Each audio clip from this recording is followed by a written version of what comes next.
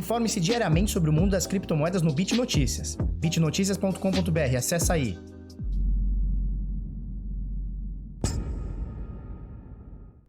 Fala pessoal, tudo bem? Eu sou o Felipe do canal Bitnada, seja bem-vindo aqui à Bitcozinha. Hoje, quarta-feira, meio-quinha da semana, 1º de julho, viramos aí o semestre, agora são 8 horas e 3 minutos. E aí, tudo bem?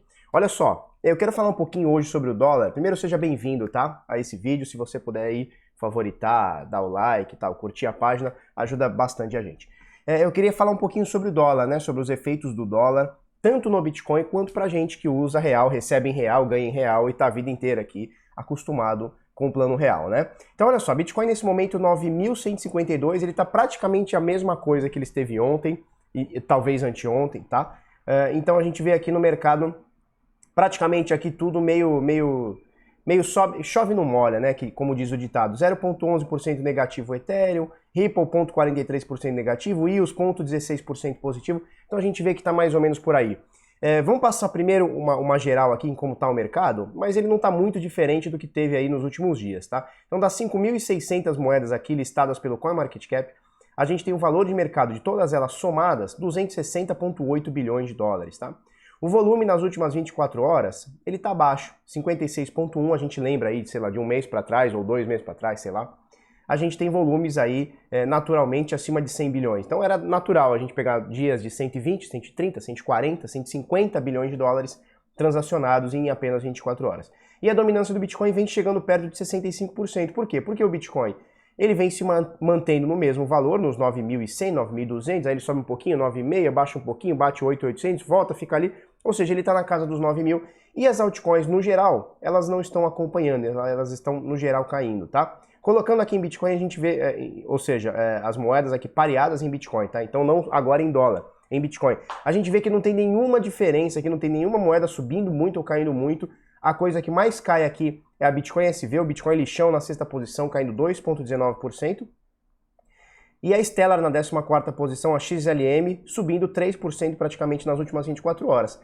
Se você está chegando agora nesse mercado, você fala, nossa, 2%, bastante coisa. Não, não é. 2% em criptomoeda não é nada, é praticamente nada, né? Uma moeda que varia 2%, o pessoal nem costuma operar, por exemplo, no trading, né?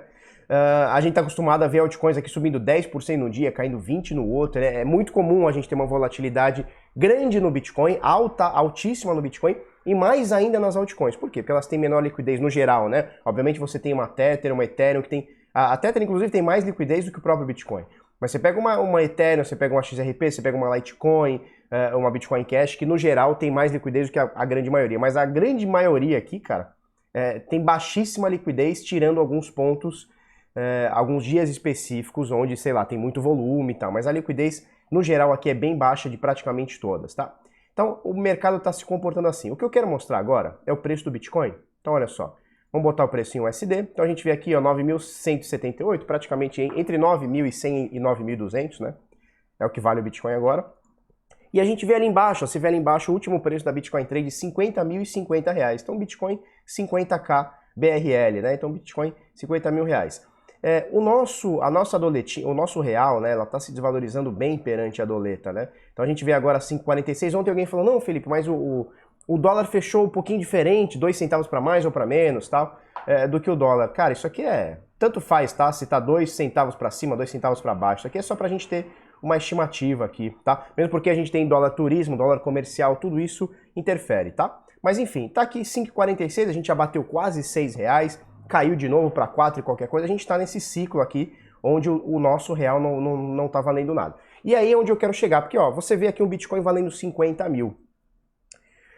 E o que acontece? Quando a gente fala de alta do dólar, né? Alta do dólar significa o quê? Significa que você aí, a pessoa do varejo, quer comprar seu celular, quer comprar seu notebook, talvez um carro importado, muito possivelmente com o tempo, né? Talvez não tenha esse efeito ainda, porque o pessoal ainda tem estoque e tal, de preço antigo e tal. Mas muito provavelmente você vai começar a pagar mais caro nas coisas. É assim que funciona, tá? Por quê? Porque o custo da importação, por exemplo, de um automóvel fica mais caro.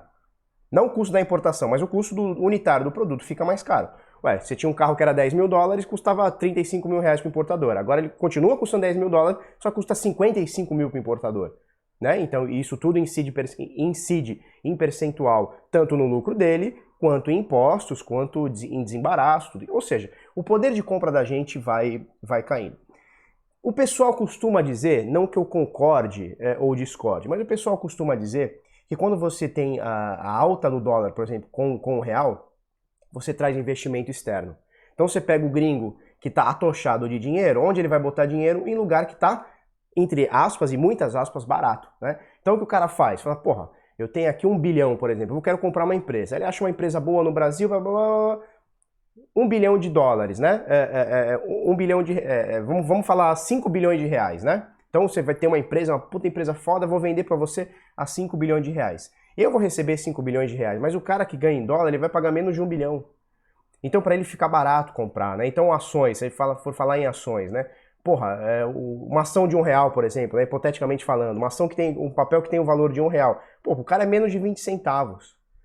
Então fica barato você comprar um país. O problema é que a gente está vivendo uma situação no país onde a insegurança jurídica está extrapolando os limites, né? Então a gente tem, por exemplo, o STF que gosta de legislar, a gente tem um caos, seja no Senado, seja no Congresso, seja no governo do presidente, ou seja, quem quer botar dinheiro aqui? Ninguém quer botar. Se eu fosse gringo e tivesse 5 bilhões, eu não ia querer botar a grana aqui não. Eu não sei o que vai acontecer, você tá maluco? Quando há 30 anos atrás já teve confisco de poupança, teve um monte de coisa estranha, não sou eu que vou botar dinheiro aqui. Então assim, do mesmo jeito que atrai investimento externo, o Brasil ele acaba expulsando. Isso é muito ruim pro país, tá? Principalmente pra economia e tal. Agora, para nós, acredito eu que você tenha, tá? Mas para nós que temos Bitcoin, é uma ideia interessante. Por quê? Porque a gente não só pega o ativo... Deixa eu botar ele aqui. Deixa eu deletar isso aqui. A gente não pega só um ativo que vem subindo e subindo bastante, tá? Desde o começo do ano, por exemplo, para cá, já são 130 e tantos %. Vamos botar aqui direitinho, ó. Desde o dia 1º de janeiro para cá já são 130 e poucos, nada, são 27%, tá? Então, porra, é uma alta bem cabulosa, tá? São 27,5% de alta. E a gente tem alta em dólar. Se a gente pegar no começo do ano, vamos botar aqui, ó, USD BRL. Desde o começo do ano, aqui é o dia 31, dia 2 de janeiro, a gente também já aumentou em 35%. Ou seja, quem comprou Bitcoin com reais, tá? Se você é do Brasil, comprou com reais, você está tendo alta tanto em Bitcoin, então ele valorizando aí do começo do ano para cá 20 e tantos %, tudo bem, caiu, subiu e tal. 20 e tantos %, e mais em dólar, porque o Bitcoin ele é cotado em dólar, apesar de você comprar em reais, apesar de ele estar custando agora 50 mil reais, ele segue o valor do dólar, né? E aí você tem alta também do dólar. Então, pra gente aqui, brasileiro, que compra com real e tem Bitcoin, cara, tá muito interessante a parada, né? Tá começando a ficar muito interessante, porque a tendência do Bitcoin no longo prazo ela é de subida, tá? E a tendência do dólar nesse curtíssimo prazo aqui, do final do ano passado pra cá, também tá bem interessante para quem está comprado em Bitcoin, tá bom? Então, mais ou menos essa ideia que eu queria falar sobre o dólar versus real, versus economia, versus Bitcoin.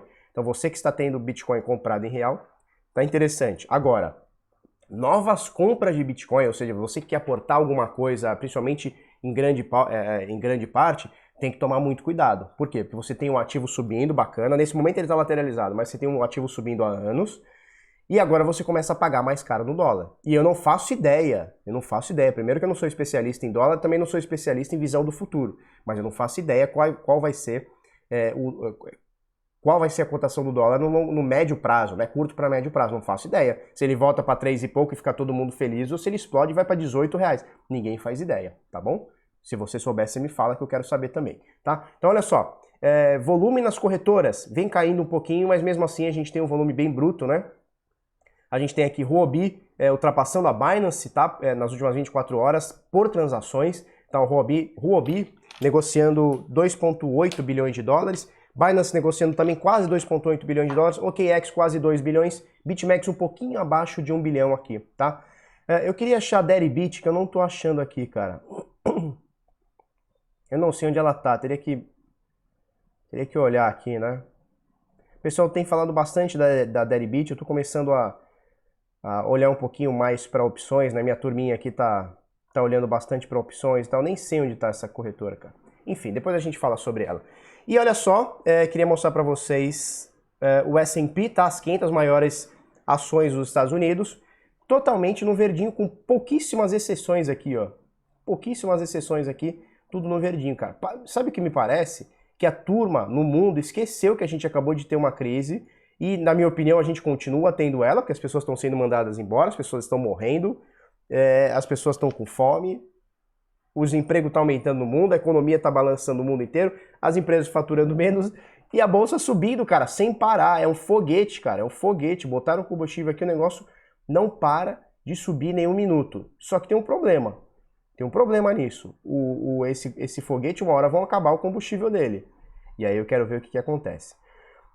Vamos falar um pouquinho? Olha só, a gente vai abrir vagas para o Decifrando Trade agora no final do mês, tá? Já viramos mês de julho, finalzinho do mês de julho, lá para a semana do dia 20, tá bom? Se você quiser fazer parte e pegar todos os bônus, além do nosso curso de análise gráfica, análise técnica, e todos os bônus aqui, ó, relatórios diários, lives semanais, sinais de trade, PHE Bovespa, Light Trade, que é um software que te ajuda, farejador Bitcoin, que fica o tempo inteiro rastreando as principais altcoins e o Bitcoin, bônus em vídeos, comunidade e uma curadoria para livros, podcasts, vídeos, artigos e tal. Se você quiser fazer parte, www.decifrando.trade, bota seu nome, bota seu e-mail aqui, eu te chamo assim que as vagas abrirem, tá bom? Deixa eu botar novamente aqui, ó, BTC-USD. Vamos abrir novamente o gráfico da Coinbase aqui, porque é o seguinte, não temos muita diferença de ontem para hoje, de semana passada para cá. O preço do Bitcoin, ele tá chato, né? Ele tá pastel, como a gente gosta de chamar, ele tá pastel, ele tá chato. Eu tive até olhando agora mais cedo, se a gente for parar para ver, olha só, então a gente fala bastante sobre isso, né? Ele tá aqui entre mais ou menos 8 e qualquer coisa e 10 e qualquer coisa. Então imagine um quadrado aqui, tá? Um retângulo, né, na verdade, onde ele fica batendo topos e fundos, lateraliza a maior parte do tempo, né? Então ele fica sideways, né? Se a gente for parar para ver, a gente já estava mais ou menos entrando nesse quadrado aqui, olha só, antes do Corona Crash, tá? Então um pouquinho um topo um pouquinho maior, tá? De 10,5, 10,400 qualquer coisa. O nosso topo aqui foi 10,440, então teve uma diferencinha pouca aqui. Mas se você for parar para ver, a gente já estava nesse quadrado aqui, nesse retângulo, aliás, entre 8.500 e 10.500 e tal. Obviamente, com a exceção, essa barrigada muito louca aqui do Corona Crash aqui, que é o cisne negro, é cisne branco, aí eles vão começar a dar nome para as coisas, né? Depois que acontece é uma maravilha, todo mundo dá nome. Antes de acontecer é isso aqui, ó. Antes de acontecer é isso aqui, ó. Tora que tá pouco, né? Depois que acontece, aí vira o cisne branco, cisne negro, cisne azul, elefante verde, eles começam a botar nome para tudo, para embasar alguma coisa, né? Então o Bitcoin já tava nisso aqui, a gente teve essa barrigada aqui do Corona Crash, isso aqui seguiu praticamente todos os mercados seguiram, inclusive o ouro seguiu isso aqui, e a gente está mais ou menos nesse chove no mole entre 8 e pouco e 10 e pouco. Vamos ver quais são os próximos movimentos do Bitcoin, tá? Nesse momento, ele está parado na mesma, então você vê aqui, ó, uma LTB vinda desde 2017, fazendo resistência, médias aqui, ó, de 21, média de 50, média de 200, por enquanto tá bem pastelzão, tá? Obviamente, durante alguns dias acontecem algumas quedas um pouco maiores, umas subidas um pouco maiores, tá? Olha só, rolou essa queda aqui um pouquinho mais abaixo, bateu 8.800. Mas, cara, no geral, a não ser que você esteja fechando o olho e comprando todo dia um pouquinho e tal, cara, você não tá sentindo efeito nenhum, né? Porque no curtíssimo prazo aqui, ó, nesses últimos, vamos até medir aqui, ó, do dia 29 de abril até hoje, já são 63 dias, né? Então, um pouquinho mais de 2 meses aí, que a gente tá praticamente no mesmo valor, sem chover nem molhar, tá bom? Deixa eu comentar duas notícias, separei algumas aqui. Olha que legal isso aqui, Bitcoin tem ROI, tá? Então retorno sobre investimento de quase 3.500% nos últimos 5 anos, aponta estudo. Então olha só, é um estudo aqui do analista de dados Justinas Balstruzites, sei lá, tá? E ele mostra esse estudo que o Bitcoin teve o ROI, né? Então retorno sobre investimento de quase 3.500% nos últimos 5 anos. E ele faz uma comparação com alguns índices que a gente tem aqui, tá? Então, olha só. Então, retorno sobre investimento, comparação, né? Bitcoin versus os maiores índices nos últimos 5 anos. Então, ele coloca aqui numa escalinha XY, né? Então, percentual aqui e os ativos aqui, tá bom? Então, olha só. FTSE, que são as 100 maiores empresas da Bolsa de Londres, tá? Nos últimos 5 anos, tá? Então, é de junho de 2015 a junho de 2020. Então, nos últimos 5 anos, a FTSE tem uma média aqui de 7% negativo. Tá? O desempenho da bolsa aqui é de 7%, o índice, né, é de 7% negativo. A Nikkei, que é a bolsa do Japão, tem 11, quase 12% aqui positivo. A gente está falando de 5 anos. Não é 5 meses, não é 5 dias, são 5 anos, tá? Então, Bolsa de Londres, prejuízo aqui de 7%. Japão, praticamente aqui não pagou inflação, 12%. Dow Jones, Estados Unidos, né? 42%. S&P, também Estados Unidos, 46%. Nasdaq, ela fez um pouco maior, já é alguma coisa muito considerável, tá? 96%. Então, nos últimos 5 anos, ela quase dobrou, praticamente dobrou aqui, são praticamente 20% por ano. É bastante coisa, 20% por ano é bem considerável. Aqui seria a metadinha, né? Seria 10% por ano, também não tá ruim, né? Dow Jones, S&P não tá ruim. Nasdaq tá bem acima. Agora, olha o Bitcoin, 3.456, quase 3.500% de retorno sobre investimento desde de junho de 2015 até esse mês que passou, junho de 2020, tá bom? Olha o que ele mostra aqui. Então, olha só, durante o período, aspas aqui, durante o período em análise, o ROI do Bitcoin ficou em quase 3.500%, onde em junho de 2015 o preço do Bitcoin era $257, tá? Então, menos de R$1.000, aí, um pouquinho mais de R$1.000 com a cotação atual, mas na época não era tanto assim. Em 26 de junho deste ano, o preço subiu para 9.100 e pouco. Por outro lado, o ROI médio dos índices destacados foi de 49%. Então, a média aqui, se eles juntaram aqui os 4, na verdade, 1, 2, 3, 4, 5, eles juntaram 5, dividiram por 5, deu uma média aqui de 40 e tantos por cento. O Bitcoin foi 3.500%. Aí é o seguinte, aí é o ponto que eu quero chegar. Porque eu vejo alguns analistas, alguma galera que ou desaconselha o investimento em Bitcoin, por vários motivos, porque não gosta, porque não entende, porque acha burro, porque acha que tá caro. E tem uma galera que já é o contrário, né? Meu, você tem que ter tudo em Bitcoin e tal. E o ponto que eu quero chegar é o seguinte, eu não sei qual que é a sua opinião sobre Bitcoin. Acredito que se você está aqui assistindo a gente, algum interesse você tenha, seja ele econômico, né, seja ele financeiro, tipo assim, porra, foda-se o Bitcoin, só quero ganhar com essa volatilidade muito louca, que não tá tendo nos últimos dias, mas a gente sabe que existe. Então eu só quero ganhar com o Bitcoin, não importa, quero aumentar meu número de dólares, Bitcoin é só uma ferramenta que eu vou utilizar, como eu utilizaria mini índice, como eu utilizaria um derivativo de algum papel, não importa, eu só quero aumentar minha quantidade de dólares, reais, euros, enfim. E aí o que acontece? Um ativo que sobe nos últimos 5 anos, a gente está pegando os últimos 5 anos, a gente não está pegando os 11 anos do Bitcoin, que tem uma exponencial, são milhões por cento de alta, né? Ele saiu de zero, começou a ser negociado a 1 centavo e hoje vale 9 mil, chegou a valer 20 mil dólares, vale 9 mil dólares, 50 mil reais, valia zero. Hoje vale mais do que um carro popular no Brasil, valia zero. Zero, era grátis. Você clicava lá, baixava o software, ficava olhando, o negócio te dava dinheiro de graça e não valia nada, tá? O ponto que eu quero chegar é o seguinte, um ativo que nos últimos 5 anos ele bate qualquer outro índice importante aqui no mundo, qualquer outro índice no mundo, eu tô falando dos 5 anos, tô falando dos últimos 10, tá? Nem 11. Mas um ativo que bate com muita folga os principais índices do mundo, esse ativo não pode ser desconsiderado por você.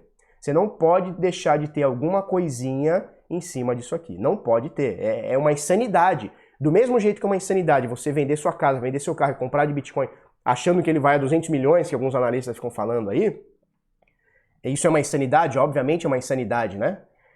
Uma insanidade também é você não ter nada nisso aqui. Então hoje, se você não tem nada, zero, cara, você tá ficando para trás. Principalmente se você tá aqui assistindo o Bitnada e, sei lá, vendo, ouvindo ou lendo coisas sobre Bitcoin. Você não pode ficar de fora de um ativo que sobe 3.500% no ano. Isso aqui vai se repetir em 5 anos. Isso aqui vai se repetir nos próximos 5? Acho muito difícil. Acho muito difícil que nos próximos 20 anos a gente tenha toda essa valorização. Acho muito difícil. Acho muito difícil.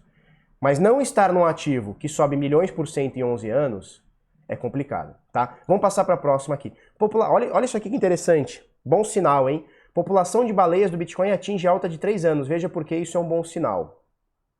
Tem um gráficozinho aqui que ele mostra aqui o seguinte. Olha só. Preço do Bitcoin aqui em cinza, tá? E número de baleias, número de carteiras, né? Deve ser. Com bastante Bitcoin. Então, olha só, o preço vai subindo. Em 2017 a gente fez o pico, né? Dá pra ver aqui, né? Pô. Em 2017 a gente faz o pico aqui, tá certo? 20 mil dólares, tá? Então mostra aqui 20 mil. E a gente vê aqui o número de baleias, tá aqui em vermelho, o número de baleias que a gente tinha. Então, um pouquinho antes do Bitcoin bater os 20 mil dólares, então aqui em 2016, olha só, a gente tinha 1.950 carteiras com muitos Bitcoins. Esse número, desde que o Bitcoin começa desde que as baleias começam a se desfazer, olha só, se desfaz, desfaz, desfaz, desfaz, o preço começa a cair, o preço dá uma acompanhada, dá para sentir isso aqui, né? E agora, nesse momento, a gente volta a ter um pouquinho mais de baleias. Então, olha só, chegou a ter 1.550 baleias, nesse momento agora, segundo a Glassnode, tá? Esse estudo aqui é da Glassnode, segundo as baleias agora, um pouquinho abaixo de 1.850. Então foi 1.950, agora a gente está um pouquinho abaixo, mas é o maior valor nos últimos 3 anos, tá? De 2017 para cá. Isso significa que as baleias estão voltando a comprar. Na verdade, não é nem só voltando a comprar, é também deixando de vender, né? Tem isso também. Isso aqui fala na matéria, né? Olha que interessante aqui, aspas aqui para a menina que fez, ó. Leslie Schwartz, autora do relatório da Glassnode. Ela diz o seguinte, aspas aqui, ó. O saldo médio do Bitcoin mantido por cada baleia está realmente diminuindo ligeiramente, então está descendo um pouquinho. Em outras palavras, as baleias individuais não estão em média ficando mais ricas, mas há mais delas, tá? Então está entrando outras baleias no mercado. Então olha só, a gente começa a ter uma mudança de se esse estudo está concluindo de forma correta e eu estou interpretando o que o estudo tá colocando de forma correta, posso estar enganado. O que mostra para mim aqui é uma mudança no paradigma, tá? Sobre detenção de bitcoins. Por quê? O que acontece? Se você pegar aqui, ó, de 2016 para trás, quem são os caras que tinham bitcoins? Eram grandes milionários que compraram bitcoin? Não. Pode ter um caso ou outro de um grande milionário que foi lá, acreditou e pá, não sei o quê. Pode ter. Casos raros, exceções. Na grande maioria dos casos das baleias, são caras que mineraram a partir de 2010, 2011, 2009, 10, 11, 12. São caras que começaram a minerar. Ou que compraram muito baratinho, né? Então valia centavos, como eu falei agora há pouco. Bitcoin valia centavos, você põe lá R$100, comprava centenas, milhares de bitcoins. Então é possível não, acredito, e é quase como um ponto já fechado, né? Que as baleias anteriores a 2017, 2018, são caras que mineraram ou compraram lá no começo, ou seja, com muito pouquinho dinheiro, ou com custo praticamente zero de mineração, você tinha centenas, milhares, algumas pessoas até milhões de bitcoins. Falou? Então, com quase nada o cara comprou ali milhares de bitcoins, o cara se tornou uma baleia. Hoje o cara tem bilhões de dólares porque o preço aumentou exponencialmente. Só que você vê que conforme o preço vai subindo, olha só, as baleias foram se desfazendo um pouquinho. Porra, veja bem, o cara comprou um negócio a zero, ou minerou a zero, né? Ou comprou muito baratinho. Chegou um momento que o Bitcoin estava aqui $1.000, porra, hoje você olhar $1.000 e falar, nossa, $1.000 e tal, mas valia zero, bicho. Valia um ano antes dele valer $1.000 e valia tipo $300. Então assim, o cara tem milhares, milhões de Bitcoins ali e tal. Centenas de milhares em muitos casos. Muitas dezenas de Bitcoin. Pô, o Bitcoin foi para 1.000, 2.000, 5.000 e eu vou começar a vender. E você vê que agora, que a partir de 2016, ó, as baleias começam a se desfazer um pouquinho. E a partir aqui de 2019, outras baleias vão entrando. Não dá para saber se são as mesmas que ficaram em dólar ou stable e começam a recomprar com essa queda do Bitcoin, não dá para saber. Mas o fato é que novas entradas estão acontecendo. Isso é importante, porque quebra um pouco o paradigma. Por quê? Porque antes era só o nerdão, que não tinha dinheiro e ficou rico, muito bilionário. E agora pode estar acontecendo, não estou dizendo que está, mas pode estar acontecendo, de alguns riquinhos, alguns bilionários, algumas instituições começarem a entrar e adquirindo muito Bitcoin, tá? Então começa a ter uma quebra, uma mudança aí no que está acontecendo, se o relatório está correto e se eu estou interpretando de forma correta, tá bom? Olha só, Forbes, Bitcoin é a separação entre dinheiro e Estado. Esse artigo aqui, cara, é para você printar ele e botar ele na parede, que eu achei muito bom. A Lorena Amaro aqui do CryptoFácil que trouxe aqui pra gente aqui, tá bom? Basicamente, o colunista da Forbes aqui, o Lior Shimon, sei lá como é que fala.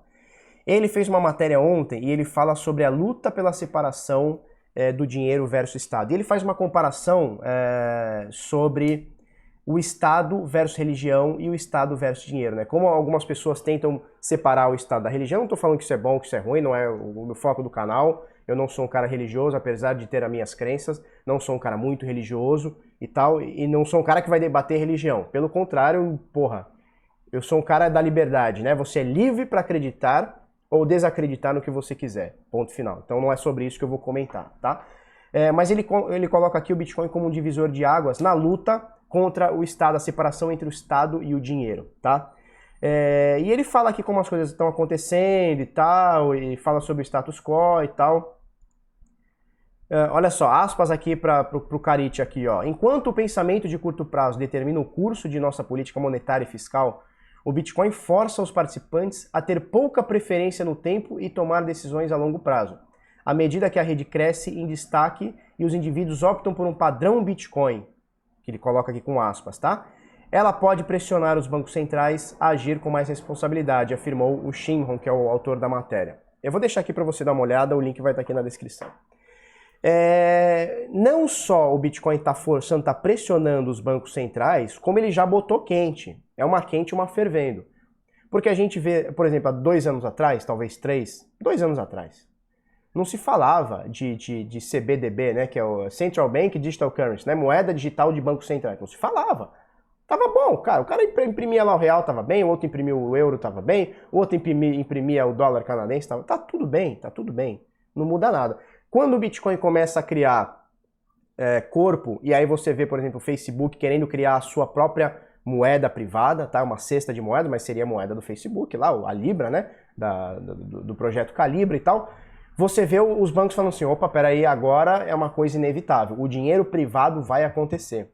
Seja ele privado através de uma empresa, por exemplo, no caso do Facebook, que é o que o Facebook iria fazer, né, com a Libra, seja privado no sentido distribuído, né? Então, porra, o que é o Bitcoin? Você não para. Então, a Libra, os caras foram em cima. Nossa, o que o Facebook sofreu, quem sou eu para defender o Facebook? Mas o que os caras do Facebook sofreram, bicho, não tá escrito, virou boi de piranha.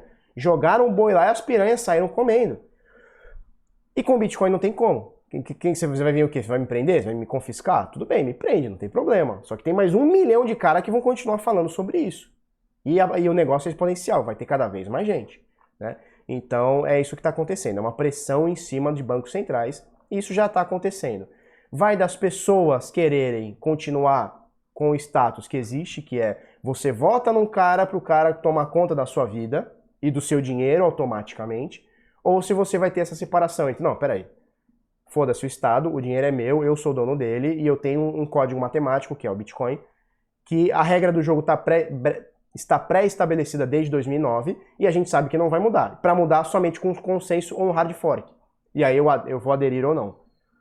Então a regra do jogo está muito bem estabelecida. A gente sabe qual que é o dinheiro, a gente sabe qual que é para que ele serve, como ele funciona e nada muda isso. Tá certo? Para a gente finalizar, olha só. 83 toneladas de ouro falso são usados como garantia para empréstimos bilionários na China, revela a investigação. Então o que os caras faziam? Lá em Hubei, na China, e é Wuhan, né? Wuhan é lá onde teve a parada, não é? Sei lá. Wuhan King Gold Jewelry. O que os caras estavam fazendo? Para pegar empréstimo em dinheiro do banco, e foram mais de 20 bilhões de dinheiro chinês. Cadê aqui, que eu achei aqui? Olha só, 20 bilhões de yuans, tá? Que é o dinheiro da China lá. Aproximadamente 3 bilhões de dólares, quase 3 bilhões de dólares, tá? O que os caras faziam? Eles pegavam ouro falso, dizia que era ouro, dava como garantia e pegou 3 bilhões de dólares aqui. A gente precisa cada vez mais do Bitcoin para situações como essa, né? Então veja bem o que acontece aqui. O cara vai, cria alguma coisa química que parece o Bitcoin, ou sei lá, preenche, né? Inclusive no livro do Fernando Urich, se você já leu o livro do Fernando Urich, em algum momento, tá? Em algum momento do livro, faz tempo que eu li, mas em algum momento do livro ele fala justamente sobre como o padrão ouro ele deixa de perder o sentido, né? Porque eles, por exemplo, eles pegavam a barra do ouro, eles começavam a diluir outras coisas ali para ficar um peso maior e na realidade tem menos ouro ali, né? Mais ou menos isso. Pode ser que os caras tenham feito isso, sei lá, faz uns lingotes lá com merda dentro, bota ouro e pesa lá e foda-se, né? Bota umas pedras lá, enfim. E o Bitcoin ele vem para acabar com tudo isso, né? Porque, por exemplo, se você pegar o Bitcoin como dinheiro, né, como unidade monetária, não existe falsificação de Bitcoin. Não existe, é improvável. Não é que é impossível, é improvável que você falsifique um Bitcoin. O gasto duplo com Bitcoin não existe. Então você ter um Bitcoin e duplicar ele não existe, não tem como, é improvável. É improvável que isso aconteça. Porque a rede tem mecanismos que defendem isso. O Bitcoin, uma TX só pode ser gasta uma vez. Uma vez não, mas em uma única vez, né? Você não pode replicar ela ao mesmo tempo. Eu não posso pegar um Bitcoin e mandar para sua carteira e continuar com o meu Bitcoin. Não existe. Não tem como. Isso aqui pode acontecer, acontece, né? Tanto que a gente sabe que tem falsificação de dinheiro, máquinas aí de falsificação de dinheiro, caramba. Tem até aquele filme, né? Prenda-me se... Como é que é? Prenda-me se for capaz. É isso, né? Prenda-me se for capaz, com o Leonardo DiCaprio. Que é um filme muito bom, que é um larápio lá, né? O cara meio ladrão lá e tal, meio falsificador, né? O cara falsifica cheque, o cara falsifica dinheiro e tal. Acho que dinheiro não chega a falsificar, mas ele tem umas máquinas lá no final do filme, tem umas máquinas de falsificar cheque e tal. Quer dizer, tudo é falsificável. A gente tem uma unidade financeira, uma unidade monetária, que é o Bitcoin, que não dá para falsificar. É improvável de ser falsificada. Olha que legal. Então, contra tudo isso aqui, veja, isso aqui é um caso que foi pego. Quantos e quantos e quantos casos desse não existe? Quantas centenas e milhares de casos desse não existe, né? Então, mais ou menos, é para isso que o Bitcoin serve, né? Porque você não tem que ter a confiança em pessoas, nem na instituição financeira, nem na empresa. Você não tem que ter confiança em nada, você tem que ter confiança na rede. Você não precisa confiar em mim para o Bitcoin funcionar. Puta, esse Felipe é um bosta. Foda-se, o Bitcoin continua funcionando 24/7, 99% do tempo desde que ele foi iniciado lá em 2009. Dia 3 de janeiro de 2009. 99,9% de uptime. Ponto. A rede caiu durante 12 horas. Em 11 anos ela caiu durante 12 horas. Durante 2 vezes. 8 horas numa, 4 horas na outra. A rede funciona, filho. A rede funciona, não tem nenhum Bitcoin duplicado, não tem nenhum hack na blockchain. Carteiras é diferente, corretoras é diferente, mas na blockchain não tem nenhum hack. Acabou, filho. Acabou, é isso. Tá bom? Então, contra toda a terceirização, contra a confiança em pessoas, a gente tem o Bitcoin. Porque no Bitcoin eu não preciso confiar em você, você não precisa confiar em mim, a gente confia na rede. Você mandou para mim, apontou na minha carteira, chegou, deu 3 confirmações, 4 confirmações, acabou. Acabou, não tem o que fazer. Eu mandar para você, chegou na sua carteira, pá, embicou 1, 2, 3 confirmações, acabou. Confiou na rede, acabou. O Bitcoin chegou e não tem como voltar atrás, tá bom? 31 minutos, meu Deus. Pra gente encerrar aqui, carteira blindada.info para você deixar o seu Bitcoin mais seguro, tá? Não deixe em corretora não, que o bagulho é sinistro, falou? Vou botar aqui tela final. É isso aí. Se você gostou desse vídeo, curte, comenta, compartilha com os amiguinhos, se inscreve no canal, coisa no sininho. Amanhã estamos aí. Muito obrigado e tchau, tchau.